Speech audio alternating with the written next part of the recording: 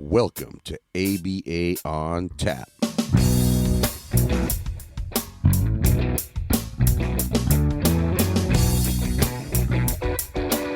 I'm Mike Rubio with Dan Lowry.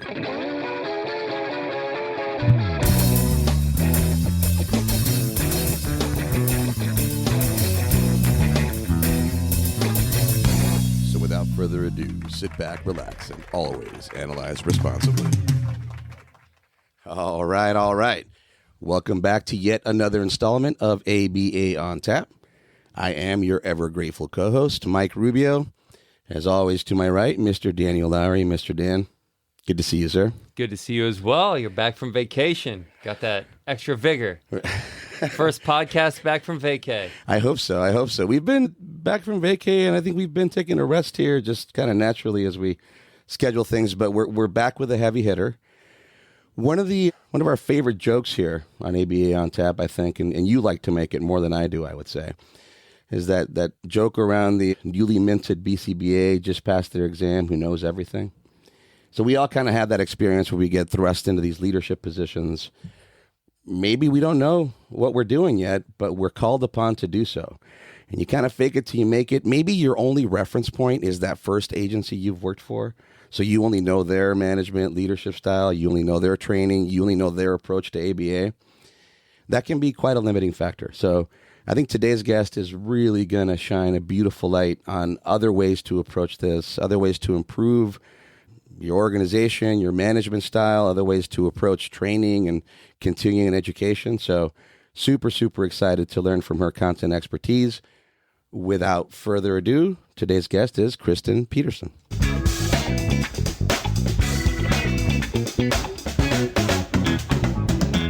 Kristyn, how you doing? Good morning. Thank you so much for your time on a beautiful Sunday. I know it's hot in your neck of the woods. You mentioned that, but we'll get you back to that nice sunny day before you know it. It'll be an interesting conversation. How are you today? Oh, I'm doing great. How are you guys? Doing awesome. We love being here in it used to be the reptile studio. We're renaming this. It's a little bedroom in my house that we record in. So my son has a snake, which still resides here, but now it's the Reptile Princess Studio, maybe now. We love doing this. We really appreciate your time again on a beautiful Sunday. We like to kick off with the origin story. I kind of foreshadowed a little bit of what you might be talking about. I think we share a common experience, the three of us here, our listeners out there, where you're a young professional, full of vigor, ready to go, and then you certainly get thrust into those positions and you find yourself going, I'm not sure I know exactly what I'm doing. It makes me feel like, reminds me of RBTs in our trade. I like to say too, we give them the 40-hour competency training or they do the exam. It doesn't mean they know how to run a session. And I think young BCBAs find themselves in similar positions and saying, wow, I was an RBT. I know how to do this intervention. And now I'm managing, teaching, training somebody. That can mean a whole lot of different things depending on where you're at. So again, I know you're going to shine a light on some of those things. Start us off at the beginning. Tell us about your experience and all those beautiful circumstances that shaped you to where you are now. Yeah, absolutely. Yeah, thanks for having me too. So I think I started out in the field, I think the way that so many people in the field do. I started out in pediatric autism. We had a family friend who had a kiddo who was diagnosed and had some pretty significant needs. And I ended up as a teenager being kind of his core babysitter. Oh, cool. And I actually did not like kids at all, but I loved him for whatever reason. Like him and I just vibed super well. So at some point I decided to go and apply for a job at the school he went to, but it wasn't actually a school, which I didn't realize. It was a university owned, behavior modification clinic. I wouldn't even say it was necessarily ABA. Okay. And they were like, do you know what we do here? And I said, not even a little bit, but I really love kids. So they were like, okay, you're hired. And that sort of put me onto my journey. So I live in Salt Lake City, Utah, which has gone through a lot of changes with, the ABA profession the last few years. But at the time, there were no BCBAs. This was pre-RBT certification. And it was really, really underserved with a lot of very significant needs. And so I was kind of on a fast track into a leadership position. It was a, program manager before I had my BCBA because there weren't any BCBAs. And so I worked in a couple of different settings. I eventually got my BCBA, worked at a nonprofit. I also worked at a charter school for kids with autism, tried for-profit, tried not-for-profit, tried all of these different kind of settings, and eventually landed in a clinical director position for a for-profit doing in-home and, center-based sort of work. And, I think that, the rest is history, I guess. I'm sure we'll get into it, but that was a little bit about how I got here. So clinical directorship, maybe we start there and then rewind backwards and go forward. Tell us a little bit about that first experience, because I imagine, again, you'd had sort of a fast track into that position. You were good at running the programs. You were good at managing your hours. You were doing all those things that a superstar interventionist or now RBT does. And of course, that makes you ready to be a clinical director, right? Oh, for sure. Absolutely. And sometimes I think it was being able to be organized and get paperwork completed on time. Right. Also a lack of people. That story was also really interesting. The organization I was working for was growing really, really quickly. Oh, yeah. And so we sort of had a few people who were assistant directors. Man, I think I was 6 months certified. And then the two other assistant directors both got pregnant at the same time, and they both went out on maternity leave at the same time. And so then all of a sudden it was just Kristen, the only person in clinical leadership. And yeah, so that was going from 3 people being really new down to 2 people being out on maternity leave, just me, and being like, oh, okay, this program is growing super, super fast. And my skills have got to grow just as fast, and not with a lot of support, and definitely not with any sort of real mentorship. And so It was a lot of learning and a lot of challenges and a lot of tears, but, made it work. So when was this roughly? Not trying to date ourselves or anything like that, but what time frame was this? Yeah, so this would have been, I entered the field in 2009, Okay. and then that sort of range was 2014, 2015. So the insurance mandates are all sort of cooking around this time. So when you're talking about growth or exponential growth for an agency, we've certainly hit the insurance funding phase at that point, and everybody's really taking advantage of the situation, proliferating services that are very much in need. I think we find ourselves in a similar situation now, but then how to scale those so quickly, scale those with young professionals at hand.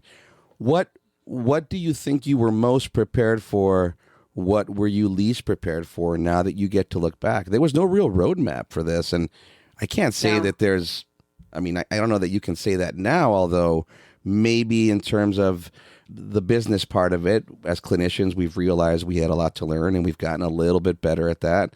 And then there's still the question of how do you pay somebody full time when people only want services between 3 and 6 because of school, or all these questions. So what do you think you were? What do you looking back now? What didn't you know that you didn't know at that time?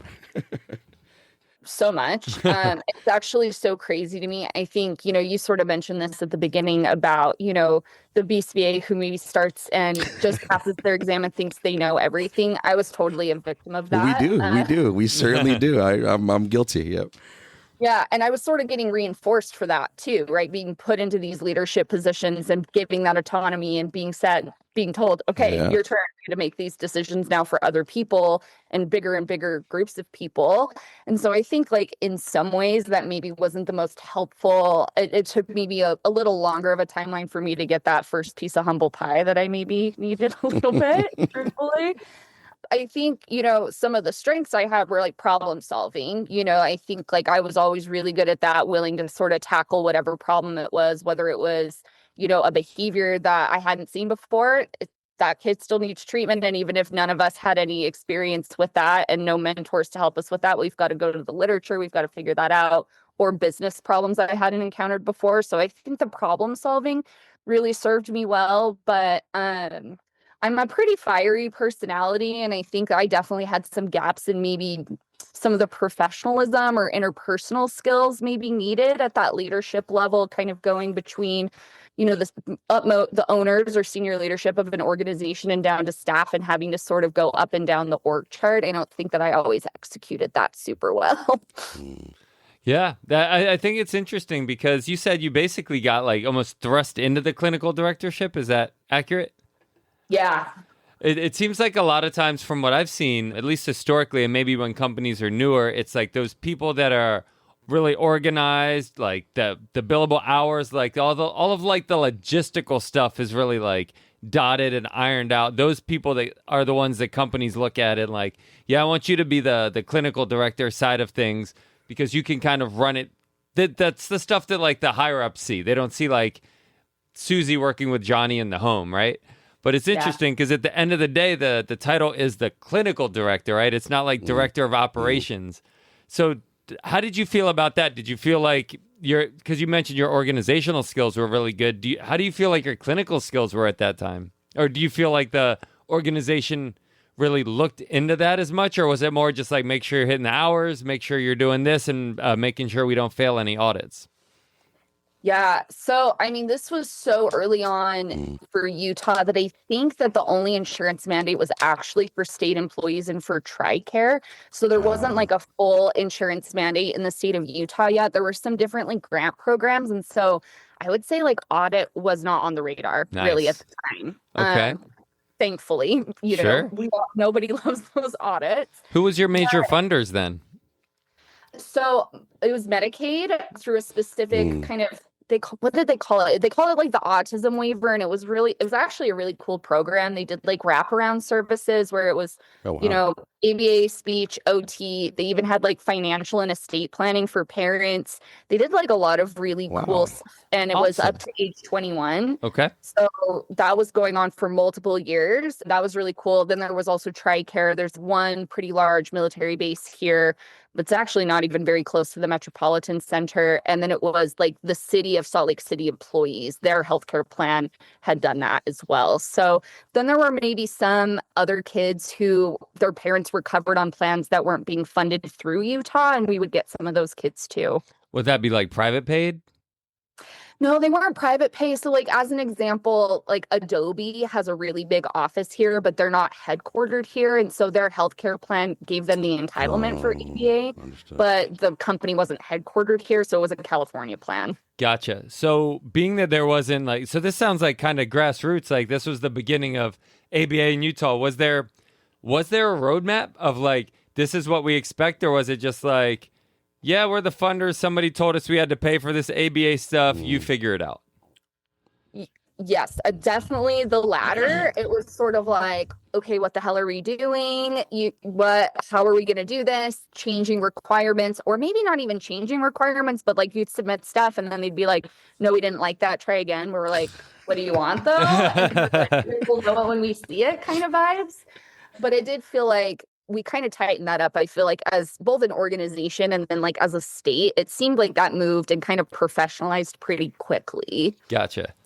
So you're a young pro and you submit something for payment and then you get it kicked back. And one of the things that we've, I said, put our money where our mouth is, we've had to really learn as new business owners is I hope I can explain this effectively, how to not allow those processes in terms of administration and the business side of it, how to not allow them to dictate how it is we make recommendations or run the service or worry about hours delivery, which is a real careful balance. Again, it was really easy for me to sit back and complain about it for so many years. And then now over the past couple of years, it's like Dan and I have to sit down and really look at these things and go, okay, how do we really prioritize the service? What does that mean in this moment? How do we, because we need to recover these funds. We've paid the payroll, we've done the work, and now the idea that we're going to allow them to turn us down because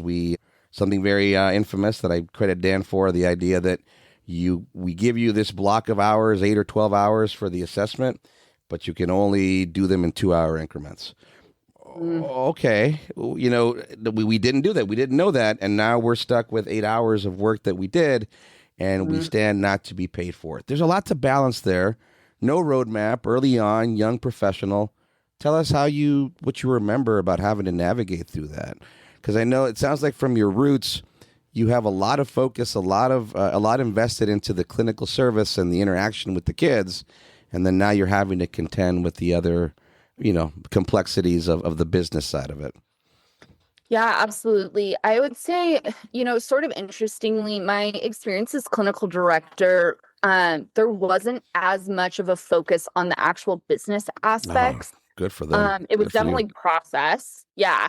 So, thinking about how are we giving, because then all of a sudden we had this huge rush of people being certified and we needed them, right? Like we Yeah. had so many clients on waiting lists. And so then we're thinking about, okay, how can we have good clinical oversight? Like what are going to be processes to support that? Okay, now we need to start hiring cohorts of future RBTs. How are we going to train them with like good quality and help them get through and, pass their exams as quickly as possible? How are we doing supervision?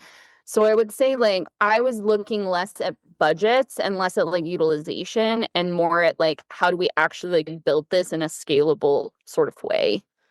That's awesome. So can you speak on that? Like, what did you do? What were your thoughts? How did you end up building it in a scalable way that still had that level of clinical integrity that you were happy with?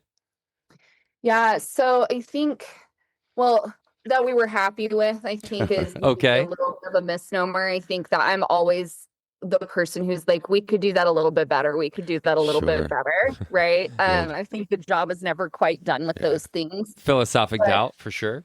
Right. Always. So I think given the constraints that we dealt with, I think that we actually did a really good job. We ended up, and some of this was also like based on what was available funding wise in the state. So I think this is not necessarily going to be like a copy paste solution for anyone by any means, but we were able to do more like remote work for some of our Medicaid cases. And so we would staff our newer BCBAs more heavily on Medicaid so that clinical directors or people who are a little bit more seasoned could look through and give like written feedback or help to people on those Medicaid cases. And then as they were growing in their clinical competency and being able to work more autonomously with less support, we would be moving them more to commercial payers.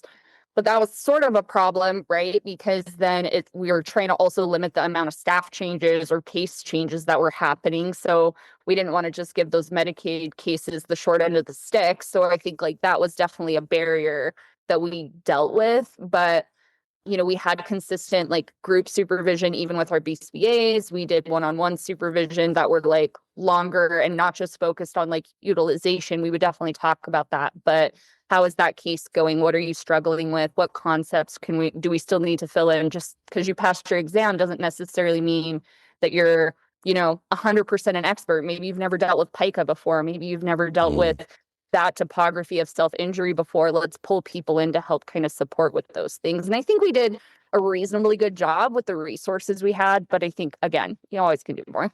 For sure. I imagine I've driven through some of it, is like maybe Salt Lake City and then a bunch of like smaller cities in town. So I imagine there's a lot of rural areas to try to get out to. Is that where the telehealth or the remote came in, or what does that look like? Because even in San Diego, which is, fairly urban, once you get outside of the main areas, it can be very hard to get services because it just financially doesn't make sense for a provider to drive an hour and a half to do a hour and a half service or even 2 or even 3 hour service and spend 3 hours driving back and forth. So how do those like remote areas, if that is the way that it is, receive services, or do they? in Utah? Yeah, I mean, Utah is really interesting from that perspective. I mean, like the Salt Lake City metropolitan area is very much like a small city. Yeah. Like it's smaller than like Portland, Oregon, for sure. So most of the state is rural. Before I was clinical director and I was clinical manager at a different organization, I had clients, and this was actually pre me being BCBA, but it was in that waiver time. I had clients from like the Idaho border down to the Four Corners area. Wow. So, How like, long of a drive is that? Oh man. So getting down to the Four Corners area is like 5.5 hours from where I live. Getting to Idaho is only like 2. Okay. So, I would go down to like very rural areas and I would have clients where I would go down for 3 days every 2 weeks and stay in a rural area to be able to see all of my clients. And then we would be hiring behavior technicians who lived locally to be able to be like rendering the in-home treatment. Wow. But there were really significant barriers for rural-based treatment. It was really, and I was much earlier in my career too, but there were some real, just very different cultural experiences with rural communities versus me being kind of a small city girl. I was going to ask about that. I don't know if there's a lot of different cultures in you. I'd assume so. Maybe some indigenous cultures, maybe some very conservative religious cultures, for lack of a better term. And did you want to speak on any of those interesting circumstances? Anything anything you want to share on that? I mean, that's probably, you probably have a list of experiences or anecdotes that you went through that could be pretty enlightening. Yeah. I won't say that Utah is the most diverse place from like a racial perspective. It's not. We do have some indigenous communities. We have a large Hispanic population. And then in the city, it's obviously more diverse, but definitely there is, very predominant, very strong religious ideals that are outside of the city, more in rural communities. You see that come up a lot more where it's executing a lot more control over the contingencies in the local environment. So there definitely were things, and I guess our listeners can't see me, but like one thing about me is that I'm covered in tattoos. I have been for many years. That does not necessarily align with some of the values of people that I was providing treatment for. And so I definitely had to think a lot about how I was presenting myself initially to clients and their families, and would be much more covered. And I worked really hard on building rapport with people before I felt like I could be a little bit more like natural in the way that I would sort of present myself. It had to be a little bit performative at first. We definitely and there were other people who had similar experiences with that for sure. Definitely had experiences where there were a lot more suspicion about men being in like BT or implementer sort of positions in some of those communities that we had to work through. And a lot of times it was like, this is your option. Like, we don't have an option. Like, your community is so small that like, this is the person I have. Would you like treatment or not like treatment? And having to sort of work through some of that was definitely challenging. A lot of the parenting techniques, I would say, in the rural communities were pretty different. We definitely had a situation where a BT called me and said, the dad came home and said, you better run, and then shot the kid a bunch of times with a BB gun. Jeez.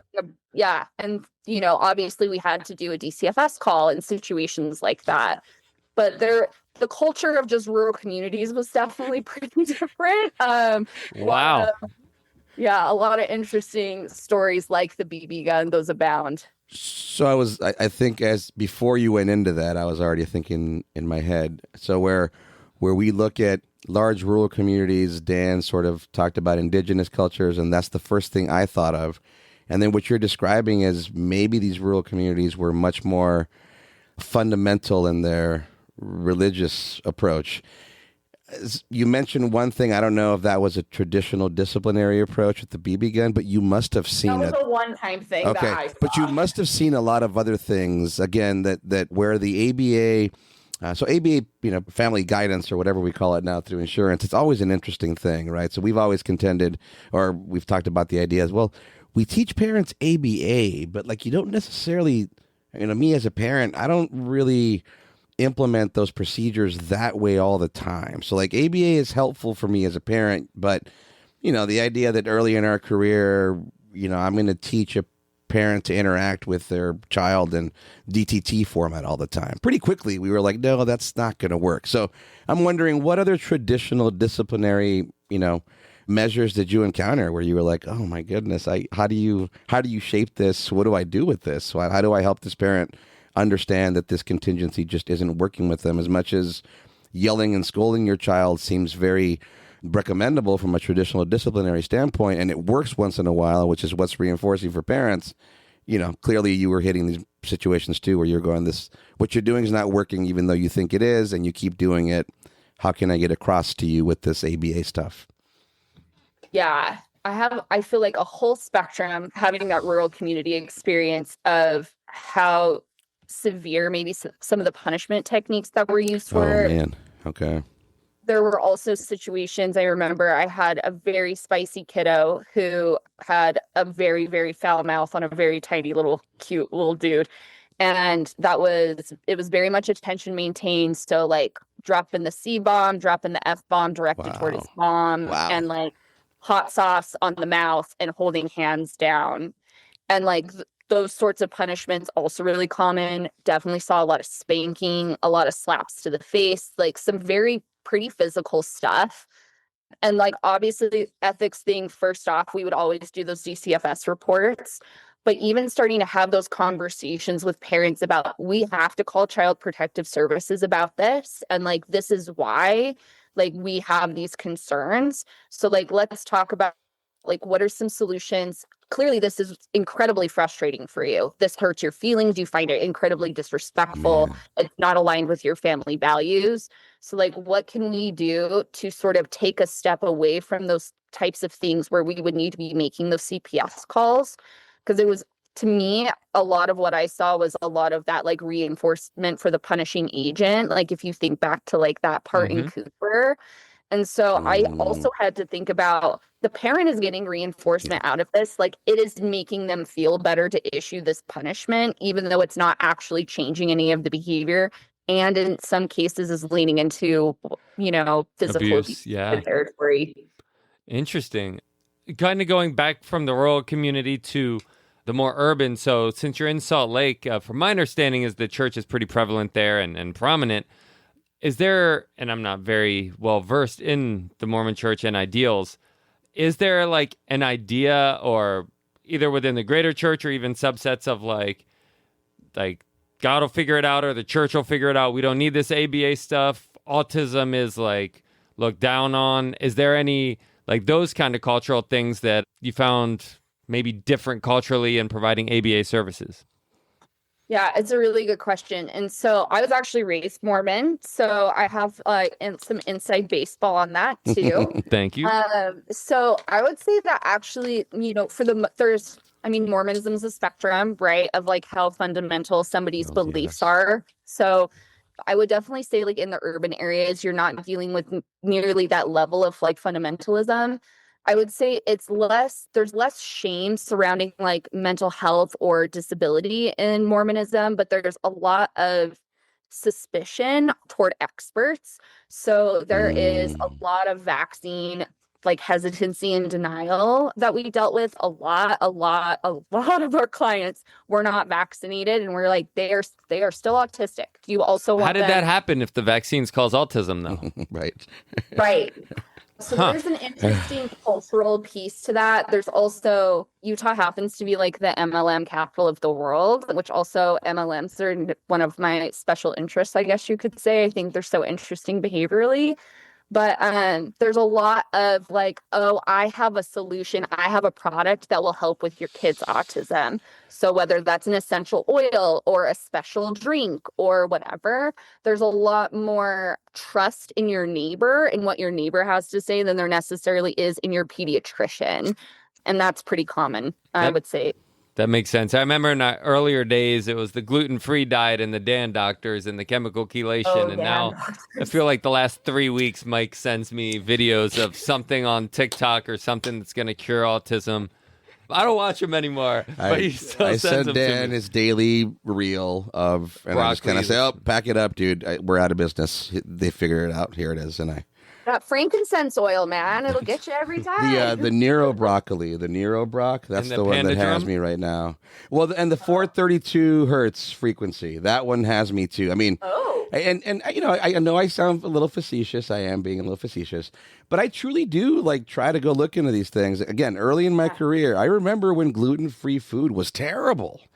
It's pretty good now, right? But it was terrible. It was brand new to the market. It was, I mean, this was going to be the be-all, end-all. And it was all the celiac disease profile, and it made sense in terms of the behaviors. And, I mean, I had people going through it, and it's like, yeah, that's a terrible cake. And if you serve that at your child's party, the other kids aren't going to like it, and that's not really good socially. So where do we go with this? You know, and again, over the years, I think I've gotten a little less skeptical, but more about, as long as something's not harmful, the idea that it might provide a parent a certain motivating operation toward a focus in their child's treatment is where I've kind of turned to it. But I agree. Earlier, I don't know if you were describing Utah or Facebook. It was with the multi-level marketing stuff, man, because everybody's got, and again, as long as those things aren't harmful, I think that's okay. Go give it a shot. But So many parents I just can put take data so on many, it and right. help the parent evaluate it. Right, exactly. Right? Exactly. There you go.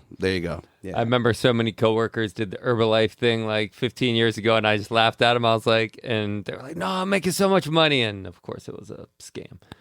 But question for you on what about like the service provision? So, did you find that people, because you said there was a lot of distrust for outsiders within the church, did the people want people within the church to provide the services, so they didn't want like outsiders coming in and giving them advice that might go against the church or might call them out or anything like that? So did you actually have to like pre-screen staff to like, is that like, wondering, is that even like something that you can do and ask them what their religion is because the parents potentially are requesting that they need to be a member of the church? Is that a thing?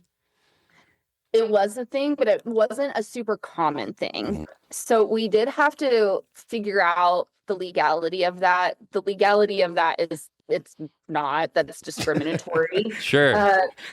Short answer. But there were certain circumstances where we would, and actually, I would say it actually mostly was not with anybody who like identified as Mormon or LDS, but there were certain circumstances where maybe we were working with a family who was maybe an immigrant family from a Muslim country, and from their perspective, they could not have a male alone at home with mom. Yep. That would be something that we would accommodate. We want to be culturally sensitive. We want to be, respectful to their like religious beliefs, and we would accommodate that. That didn't come up super often. So generally speaking, I would say, and if I could go back and do this a little differently now, I think I would still do this a little differently now. I think we were probably more accommodating based on gender than anything else, but we definitely told people that like we would not be aligning them to like a provider that had the same religious preference, because we didn't collect that data, because that would be a discriminatory hiring practice. But I'll say too, like being on the other side of that as a provider, I'm not a religious person, even though I was, raised Mormon. But like something that was a really cool experience I got to have was, there's not a super big Jewish community in Utah, but for whatever reason, I ended up with 4 clients that were all at the preschool at the Jewish Community Center. They wanted it all to be one provider. So like I took all the kids there, and I knew so little about Judaism. And I had a client who had a lot of problem behavior surrounding like Shabbos and some of those different things. And I got to like learn how to like, what is the expectation here? Like, what does this part mean? That was such a cool cultural experience for me. Was I technically qualified to be doing that? No. Would it have been so much more helpful for that family to have a Jewish BCBA? For sure. But I tried to approach it with like curiosity, and it was actually like a really cool thing to get to learn so much more about that. And they were incredibly welcoming to me. And so I think, it kind of depends also on how the provider chooses to show up. Are you going to show up with curiosity, or am I going to say, well, I'm not Jewish, so I think it's fine that your kid's banging his head every time he's supposed to be eating the challah during his Shabbos? Yeah, that reminds me of, is Shabbos when the electronics have to go off for Saturdays, or is that something else? Yeah, so Shabbos is like the Sabbath. And I'm so sorry to anybody who is Jewish listening, because again, I am not Jewish, and this was also more than 10 years ago. So I'm trying to remember this. I think it starts on Friday night and goes into Saturday. Yeah. But yes, it's when they're not supposed to be using, but there's certain levels of that too. Sure. So the families I worked with still were using like electricity and their air conditioners and things like that on the Sabbath. But so it begs the question, because Dr. Scott O'Donnell talks about one of his gripes with the BACB is the ethical piece of competency, and how you have to achieve competency before working with a certain demographic. And that kind of begs the question, like in your experience, especially back then, there probably weren't very many BCBAs. So what is the most ethical thing to do? Because if you refer to somebody who's competent, there might not be a Jewish BCBA in that area that's competent. And for you to get whatever formalized training might delay their treatment for like a long period of time. So what are your thoughts on that, about like different cultures or things like that? Well, how do you develop competency without jumping into it? Again, it goes back to having some sort of mentorship, right? But yeah, I mean, you clearly dove in head first, and you did a hands-on competency training. So yeah, talk to us a little bit about that. That's fascinating. Yeah. And also, Dr. Scott O'Donnell is one of the episodes I'd listened to ahead of time, because he was one of my best friends in my PhD program. Wow. We love Scott. I spicy, love him. He's got a lot of hot takes. If he's listening, miss you, Scott. So really quickly, he was one of the maybe one of the first guests where we were like, hey man, Dr. Scott's coming on, and we knew who he was, and then we do our usual spiel, and he goes, yep, we'll get to that, and then he starts asking us questions, and we're like, yeah, this dude listens to the show, and we were so flattered. It made our entire season. We're still riding high on that. Anyway, back to you. Oh, I love that. That's so cool. Well, I did the IOA for Scott's golf thesis, and I don't like golf. And I'll tell you that, Scott, love you. You're so smart, and I'm so glad that you got that project done because it was not that fun for me. He's so smart. You too. We love talking to folks like you. You guys are so smart. Like, just such a cool thought process. So, yep, Dr. Scott, we love you too. Shout out, Dr. Scott. Okay, so truthfully, who did I tell this to the other day? This is something that I don't think I shared very publicly because I think there's maybe a little bit of shame associated with this, but it wasn't until I started my PhD program that I met a single BCBA that was a person of color. All white BCBAs in Utah. Yeah. Sure. We're not a super diverse place. Like I said, there's also obviously privilege associated with that. Yeah. Yep. Mm-hmm.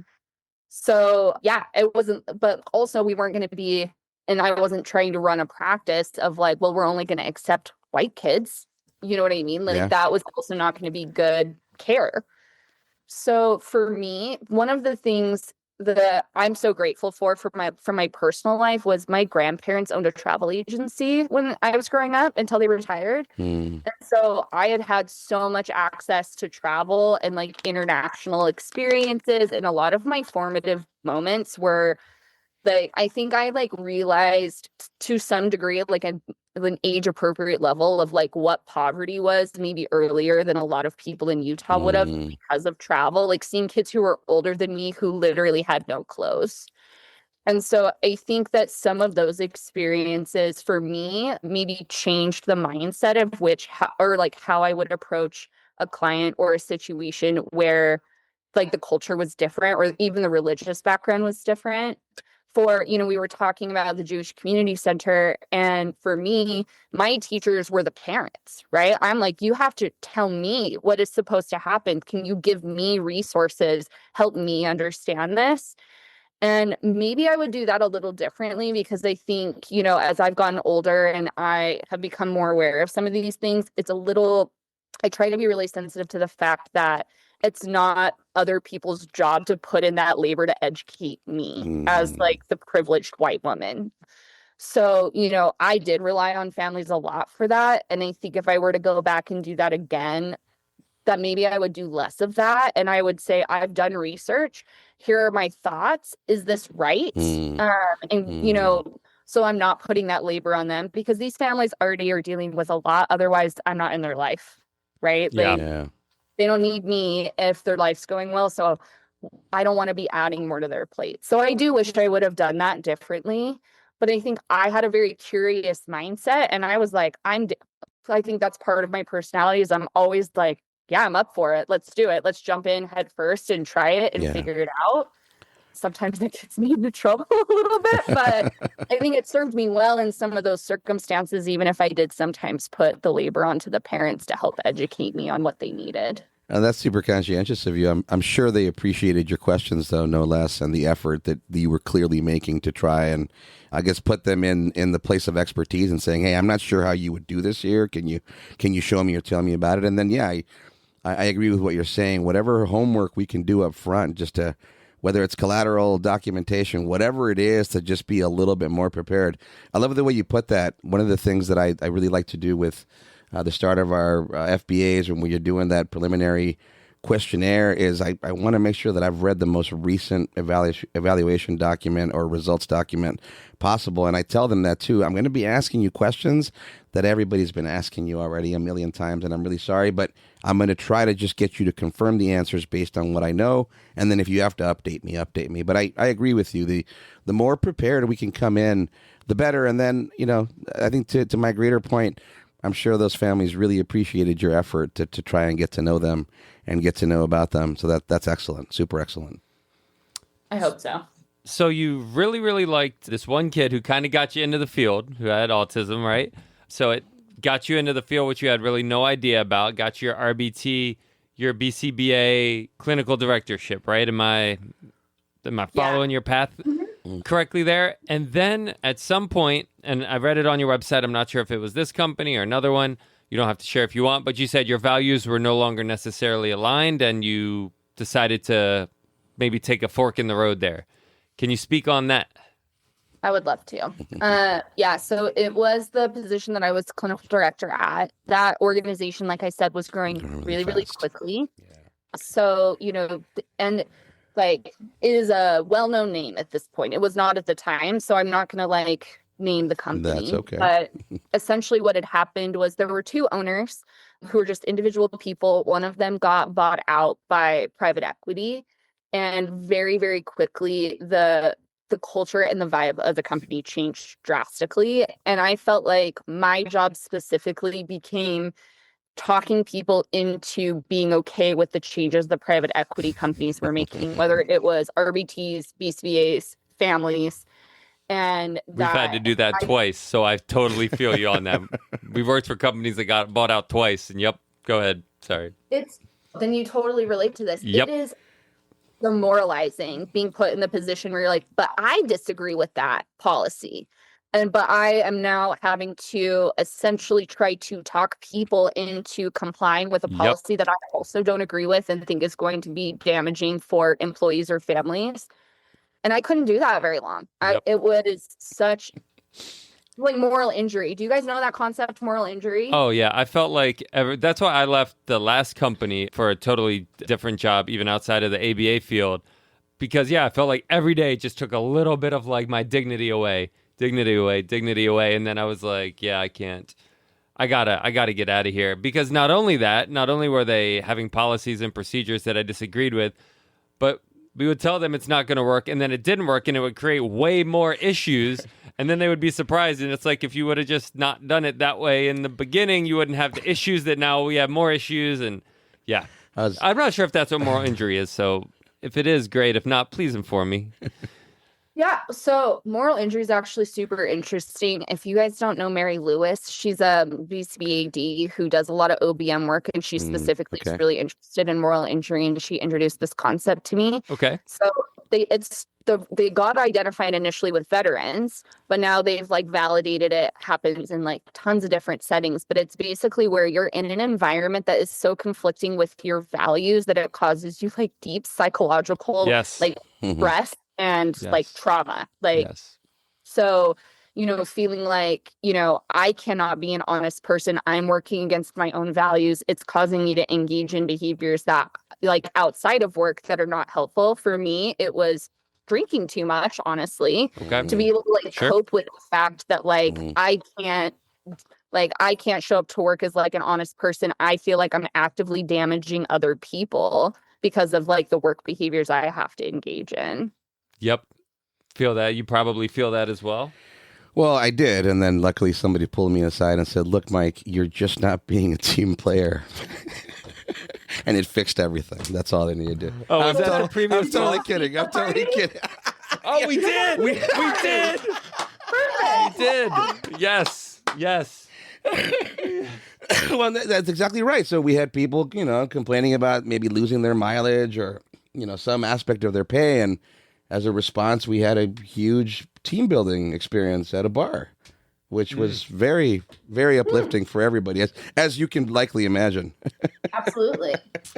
Yeah. Oh, man, those conversations are so hard. It's like, wait, I'm not being a team player. I'm just being honest with you. I don't agree with this. You're expecting me to execute it, and I'm telling you that I don't agree, and in return, you're saying it's because I'm not a team player. Okay.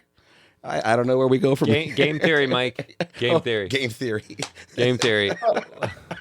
I think for me too, because I have this very yes attitude, jump in head first. And then all of a sudden I became a brick wall of no, that's not acceptable. No, I don't want to do that. I think that leadership at the company was like, those are not the contingencies we expect from you. We expect you to say yes. And I sort of changed the game on them.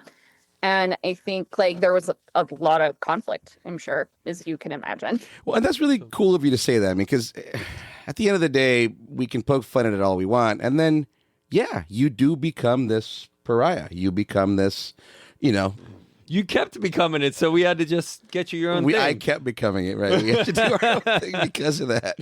But it's true. I mean, again, to be fair to the other side, they have an objective, and we'll talk about that and your experience with that here, this idea of private equity, which, I mean, more funding, more support should make things better, and then somehow that tends not to be the norm, but we'll get into that. But yeah, I mean, I think it's really cool of you to admit that. We do become resistant, and then our values are no longer aligned.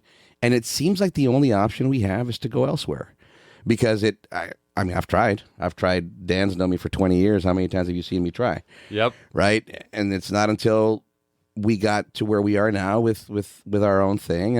And then, I don't envy the position those people were in. These aren't easy decisions to make, but you have to put the ethics, the morals, you have to put the service first. What is it we do here?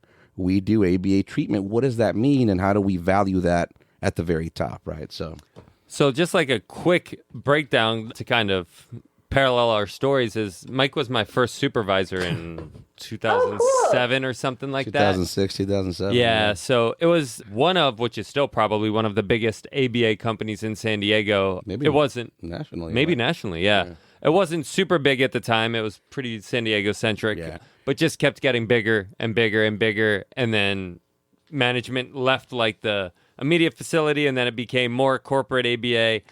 So we left there. That eventually got bought out by private equity. Yeah. So same situation, but we had a very unique at the next position, capitated contract, which might be one of the only ones in the country where we worked under a company that worked specifically with one insurance company. And because it was a capitated contract, the psychiatric group that we worked for got X amount of dollars per member, whether they got ABA services or not.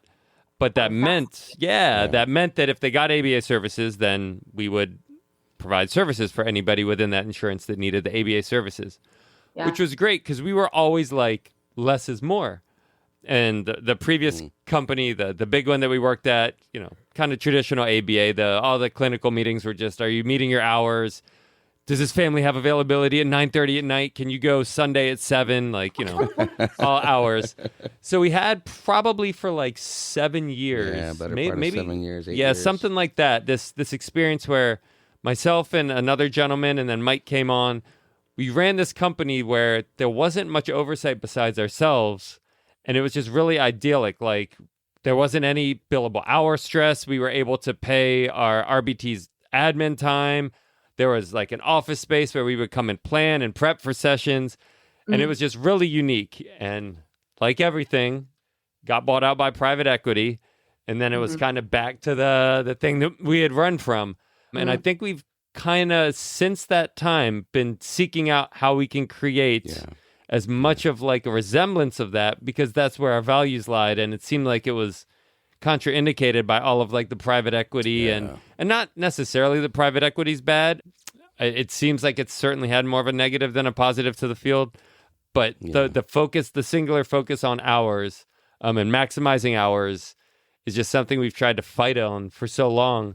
To be able to meet people where they were at truly at that point in time in terms of our recommendations, because capitated contracts can also have their drawbacks, right? It might not motivate people to give enough. Yeah, flip side. But given our experience, I think we just took advantage of the situation to say, what is it they need and what can we provide? And let's just make those two things match up as tightly as possible. And it was the best 6-7 years clinically that I've had until recently, where despite fee-for-service or the things we're having to contend with, we're still able to put that service first.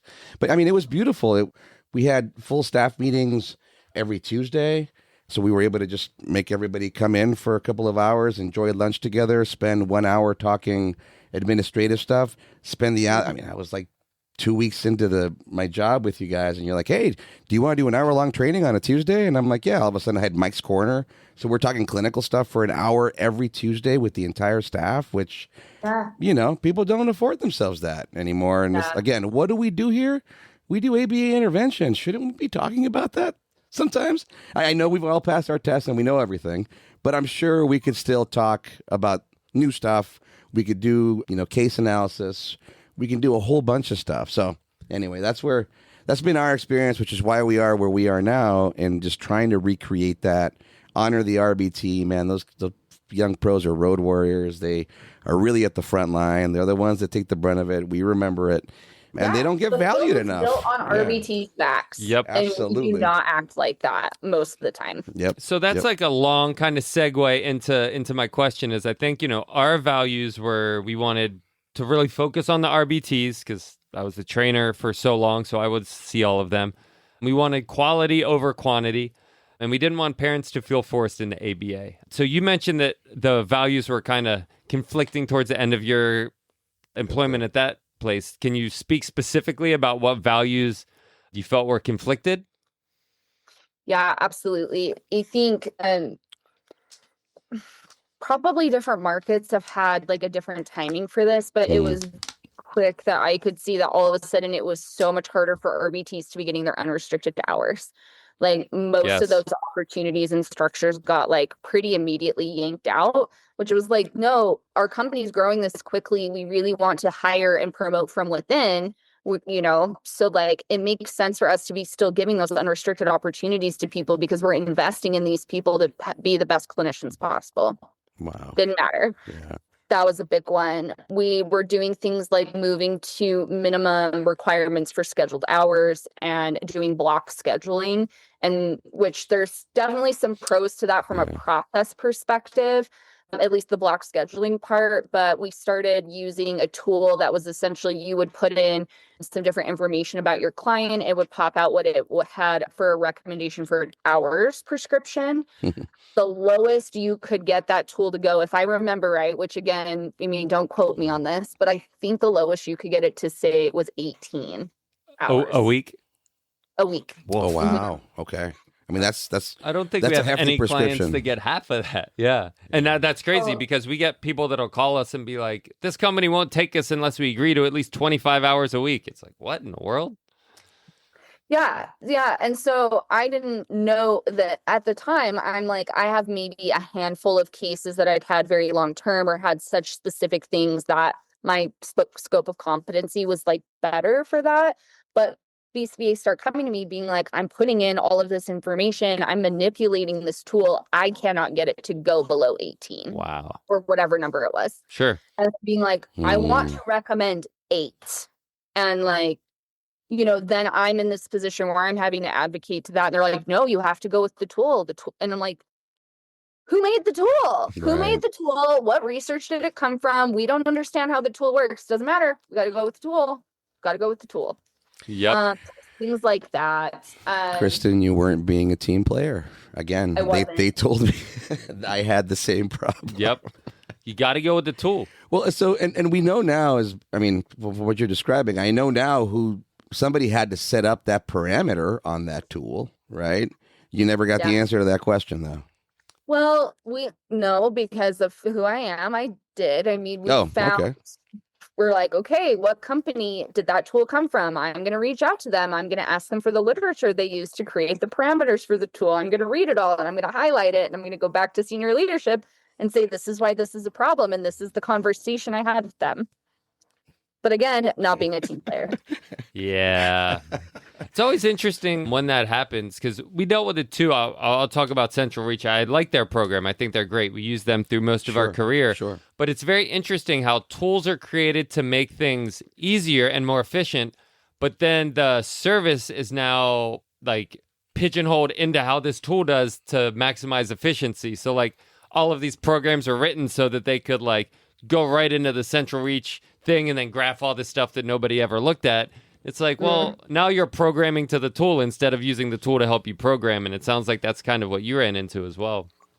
Totally. Well, I guess that was another perfect example of another thing that happened was then we wanted to move over to using all of like the learning libraries in Central Reach and just programming based on that and versus having any sort of, 6-month goals or most of the programs being, actually individualized, which is literally the bare minimum, Right. Yep. Right. So That's tricky.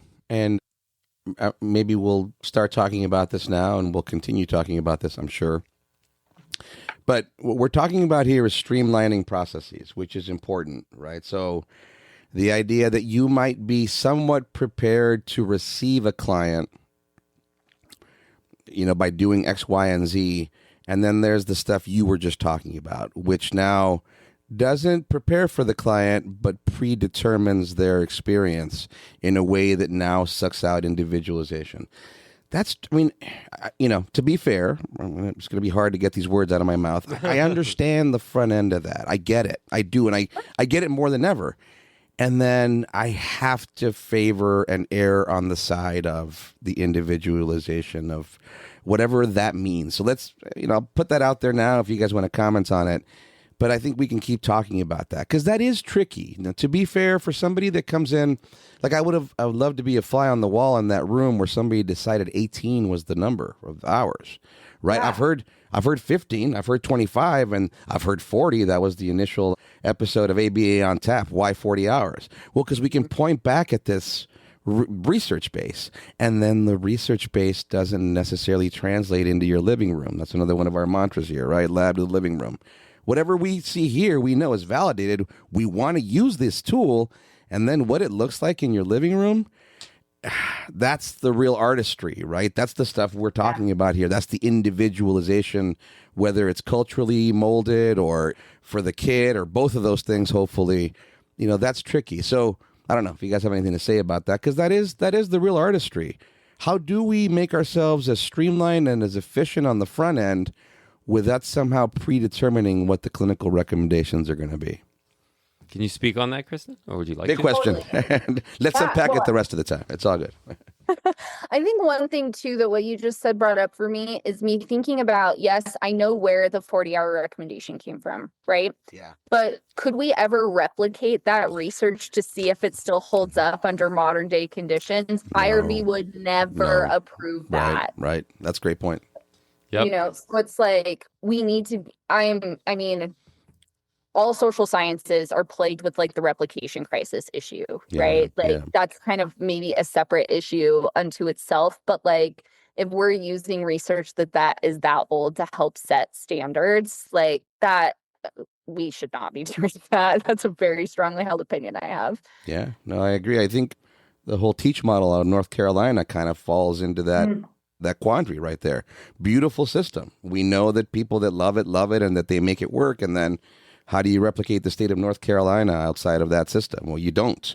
Right. It's completely different, right? So how you're going to be modifying some variables no matter what you try to do in your effort to replicate. And again, that's where that real artistry, I think, comes in. That's where it's hard to explain these things. And that's the stuff that maybe we are pretty good at. And maybe we are very adaptable to make this thing work, to be able to go into this home these 2 hours and that home later, where there's all these separate parameters and still use and apply the same principles of applied behavior analysis and make them successful. That's pretty darn cool, man. Oh, I crack myself up. Terrible. This is a perfect place to stop for part 1 of our interview with Kristyn Peterson. Please make sure you return for part 2 and always analyze responsibly. ABA on Tap is recorded live and unfiltered. We're done for today. You don't have to go home, but you can't stay here. See you next time.